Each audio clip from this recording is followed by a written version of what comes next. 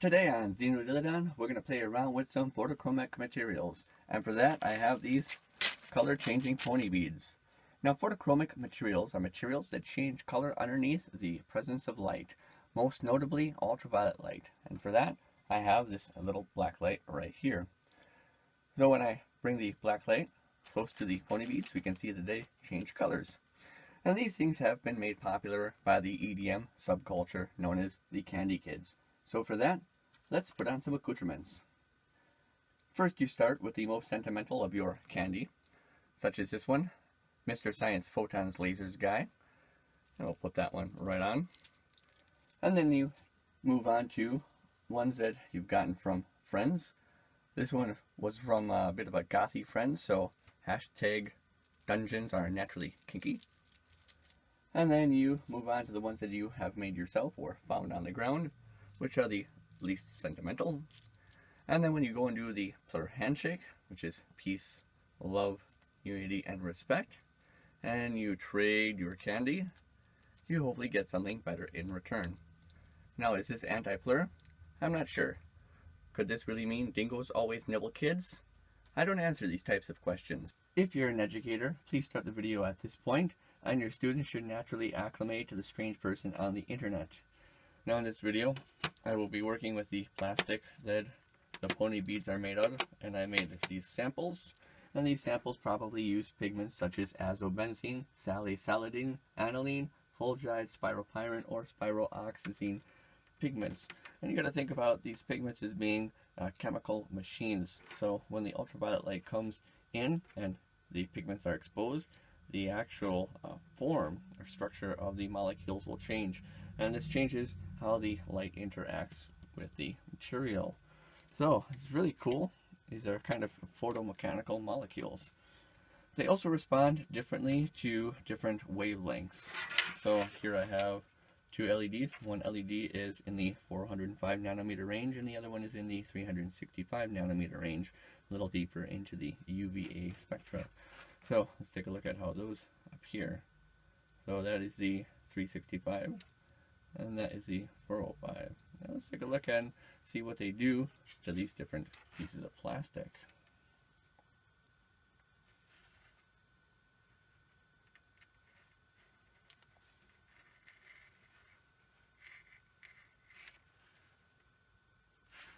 So the 405 nanometer range really affects these three. But you'll notice that this one barely has any change at all. So the chemistry in the pigments that make this change colors slightly different. Let's take a look and see how it works with the 365 nanometer LED. And you can see that it transitions to yellow.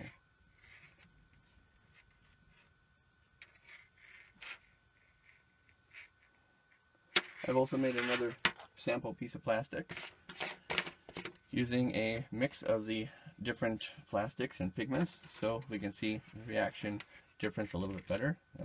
First with the 405 nanometer light, and we can see some changes.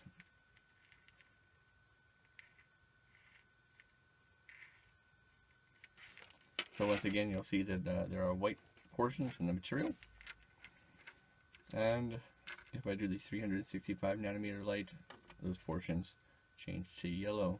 I think we can have a lot of fun with that. So in the video, what I want to do is I want to show you how to make these out of the pony beads, and I also want to start mixing some of these pigments together, the plastics together when they are hot and liquid, and see if I can make some pieces of plastic that change different colors depending on what light they're exposed to. We've got a whole bunch of other things to try, so it should be a fun video. Let's get into making some of these. Okay, let's quickly go over my setup. I have a vise here, which is supporting a piece of metal going up, and another vise on the top, and this metal sheet, which is pretty thin, magnetized to the vise with these two magnets here. I have the pony beads that I want to melt on top of the metal sheet, and what I'm going to end up doing is using this heat gun from the bottom, and I'm going to melt them that way. So that way the beads sink down into the metal, and where it has a empty hole will sink down, so that way the top won't melt and form bubbles inside of the material. It'll just look better and melt better.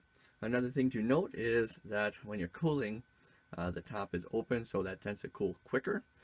And when it cools quicker, it tends to contract and bend the plastic. So there's a size limit. I'm sure that could be improved upon if you're doing this in an oven, which has better climate control for cooling.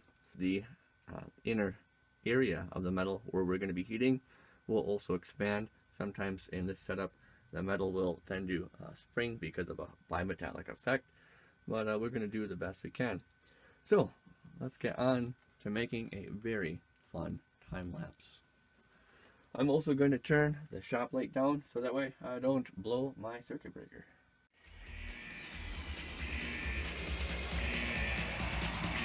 Warning, reactive core is at critical.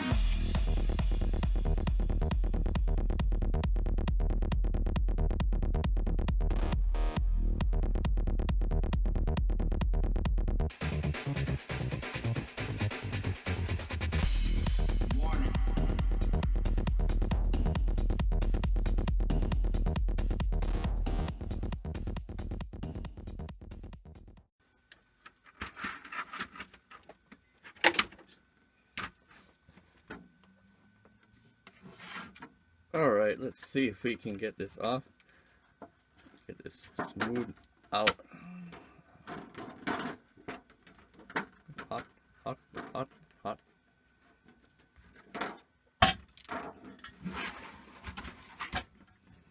Got a copper block to help cool it on the bottom.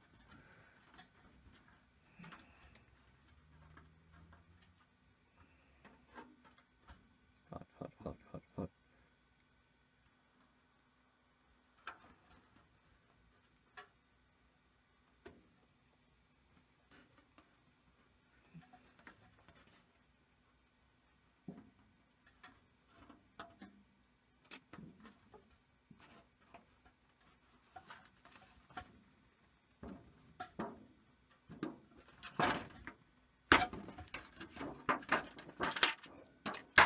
Alright, now that that piece is cooled off, we can go ahead and test it. First underneath the 405 nanometer light. And the blue photochromic pigments activate real well.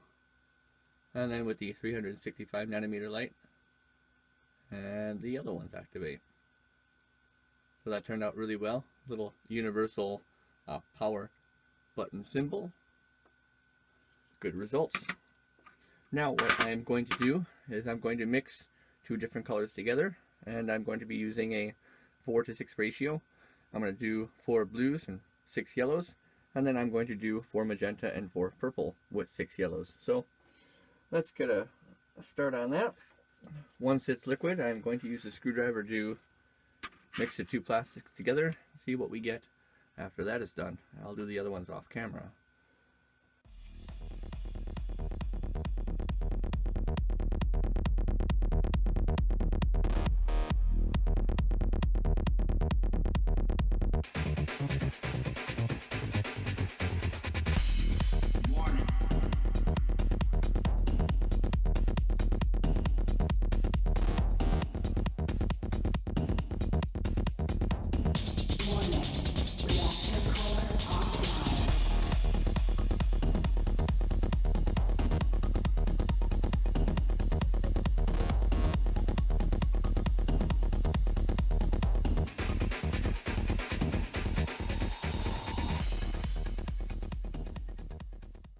Well, time to let that fully cool off and make some more. Looks like there's a little bit of discolorization in the plastic, but that's probably due to overheating the material. But it should work for the purposes that I need. Alright, all my mix samples are now done. Let's take a look and see how they turned out. So here's the first one with the yellowing along the edge. And let's see how well the blue responds to 405 nanometer light.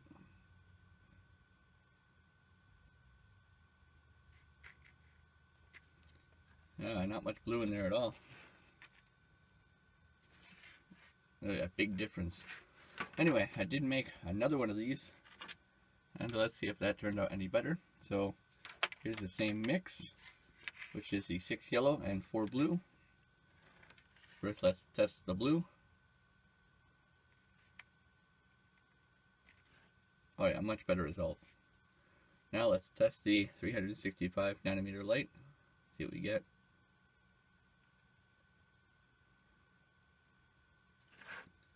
Oh, that's a really interesting green. I like it. Alright, so that one works well. This one looks like it just got too hot and the blue pigment is trashed. Let's try the yellow and crimson one here. So first, the 405 nanometer light should give us that crimson color, like that. Should be this one. Yeah, it looks good. Now 365.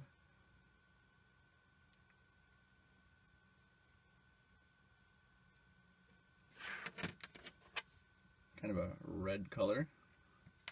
Also works well. And the last, the yellow and purple mix. Let's give that a try. So first, the purple. It should be this one. And then the 365 nanometer. See what that gives us.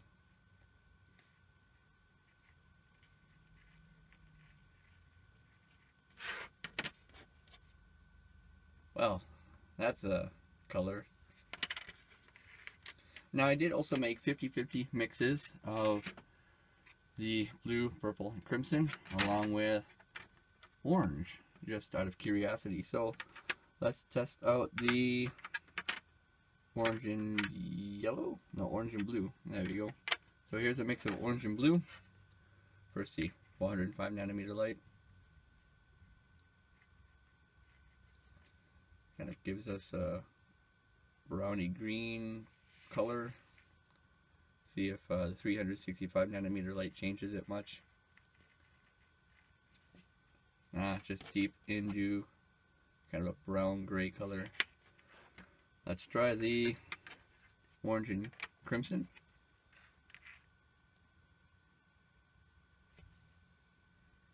That's a pretty nice color.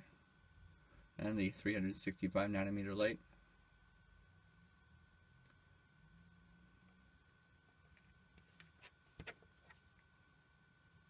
Almost looks like ketchup. And then the orange and purple.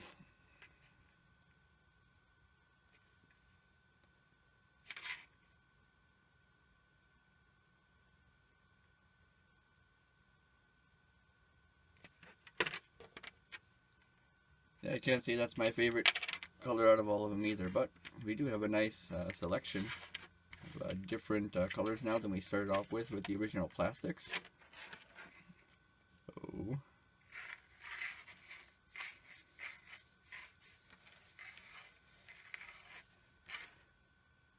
yeah, that's neat.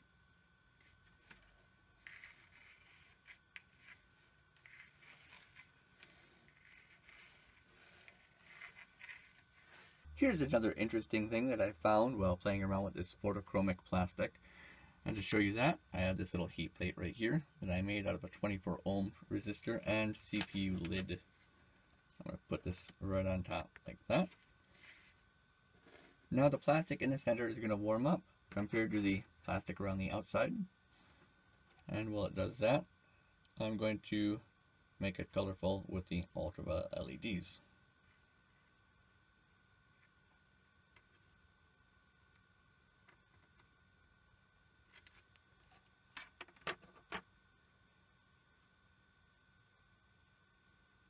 And you'll notice that the area where it's warmer goes back to white quicker.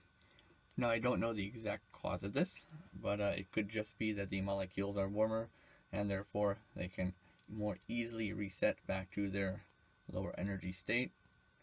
But I thought that was pretty cool. And it reminds me of the mineral Hackmanite. So I was doing research for this video a little bit, and I was trying to find a naturally occurring photochromic material. And Hackmanite was the one that I found. It's similar to my lapis lazuli, but sadly this doesn't change color. However, there's a little bit of a difference. So Hackmanite experiences photochromic transitions known as tenebrescence, where the material will change color with light one way, but in order for it to be reversed, the material has to be heated.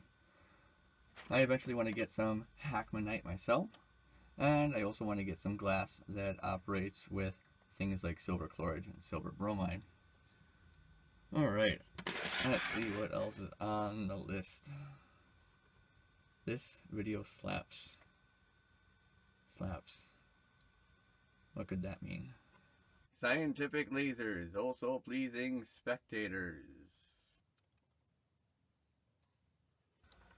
Hashtag, developing acronyms nourishes knowledge. It helps you remember important things, such as the acronym LASER. Looking at source erases retina. I would hate this to be the last public service announcement you see. So let's start off with a 405 nanometer laser. It's about 700 milliwatts, and as you would expect, it makes the pieces of plastic change color really nicely. That is, except for the yellow.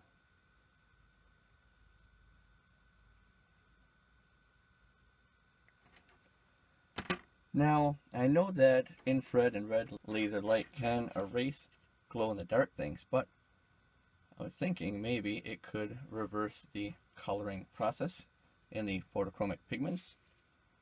So let's try IR and see what it does with these. This will be 808 nanometers, about 300 milliwatts.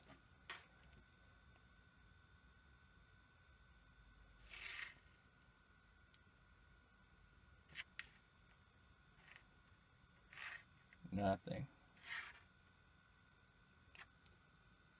Well, you didn't expect me to stop there, did you? So let's try red.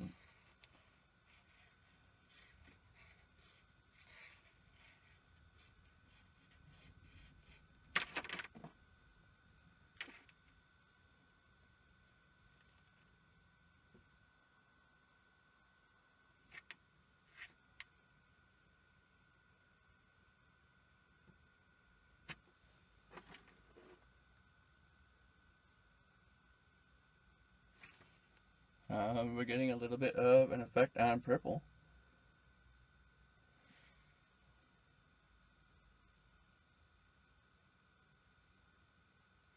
Yeah, looks like the blue, the crimson, and the purple get an effect with red.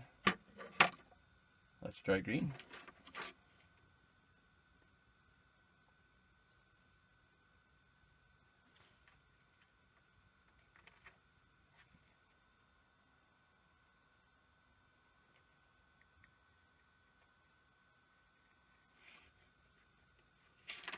So this is going to be a 900 milliwatt, 525 nanometer laser.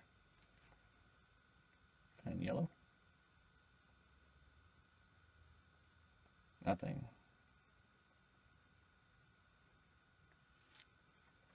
A little bit on the blue. Oh, a lot on the crimson. A lot on the purple.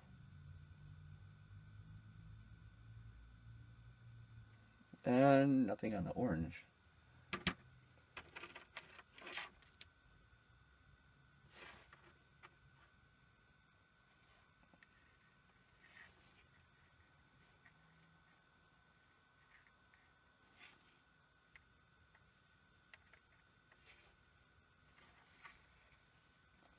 The last laser is going to be a 1.8 watt, 462 nanometer laser. Let's see what happens. Nothing on the yellow.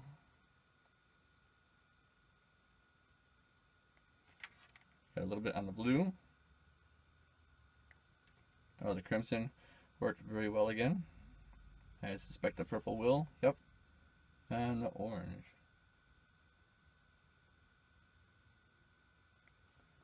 Nothing on the orange really. So now I think we can have a lot of fun with seeing the colors change in the mixed plastic samples. Let's take a look at those real quick. Here are my 6 mixed pigment samples.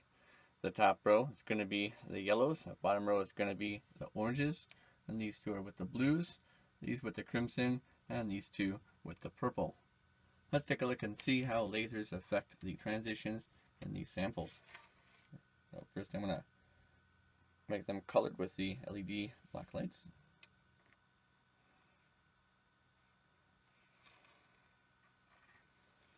And let's do the yellow ones first with the red. See what we get. We should get yellow.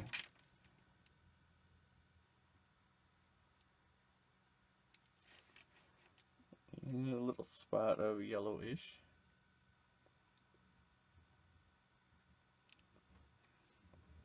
There's a little light spot there. Put quite a bit of yellow there. And the orange is not as sensitive to the reversal process, so see what we get. Orange. A little bit.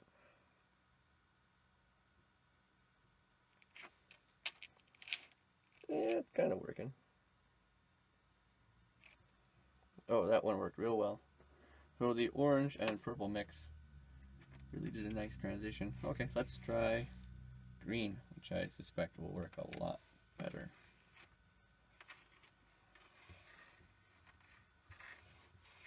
Let's try the yellow top row first.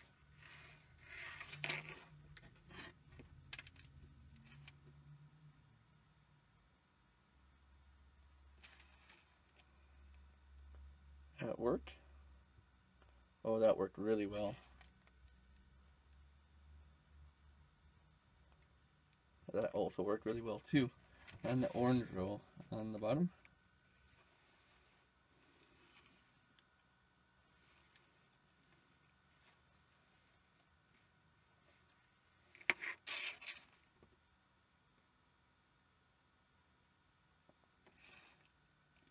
A little orangey. Oh, very orangey. Yeah, so looks like this one and this one, or these two, work the best.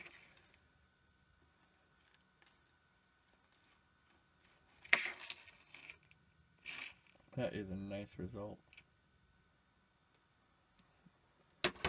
Alright, let's try the blue.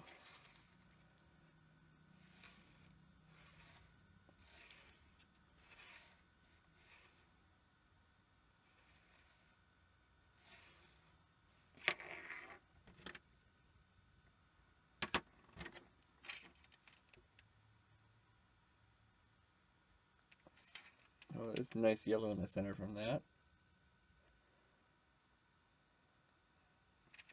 Bit white on that.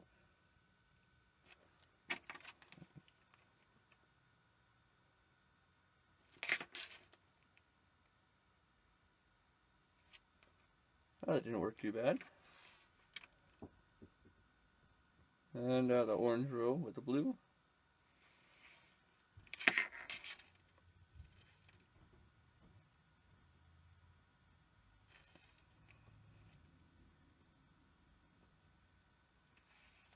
That worked nice. Yeah, it really does look like the crimson and the orange and yellow mix work the best.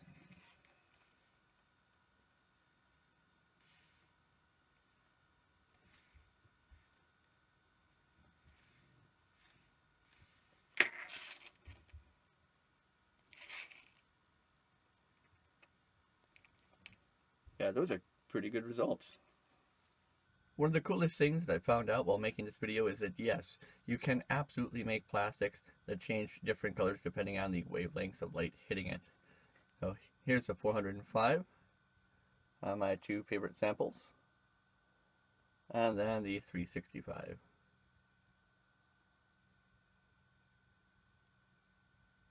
And of course, the green laser.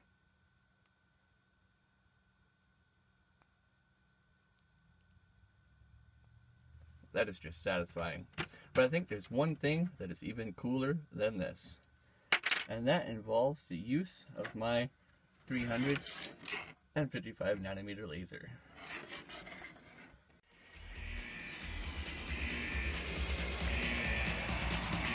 Warning, reactive core is at critical.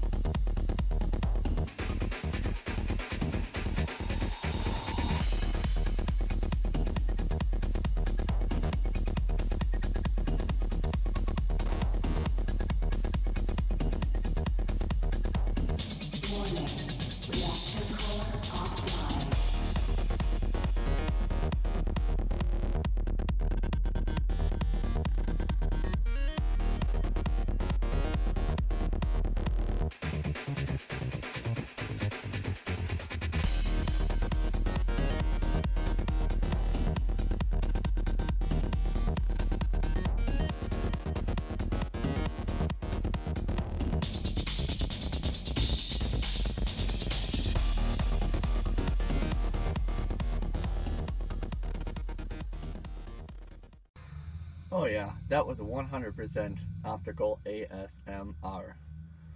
Approximately one blacklight has lost its life during the making of this video. Let's see what happened. Probably one of the cathodes ended up going. Well, while I investigate, I would like to thank Adam for the pony beats and Jeremiah for the audio track used in the making of this video. Now I do want to specify that I don't know what exactly was going on chemically with the photochromic pigments. There are some articles down below in the description for you to read if you want to know more. Alright, let's check the cathodes.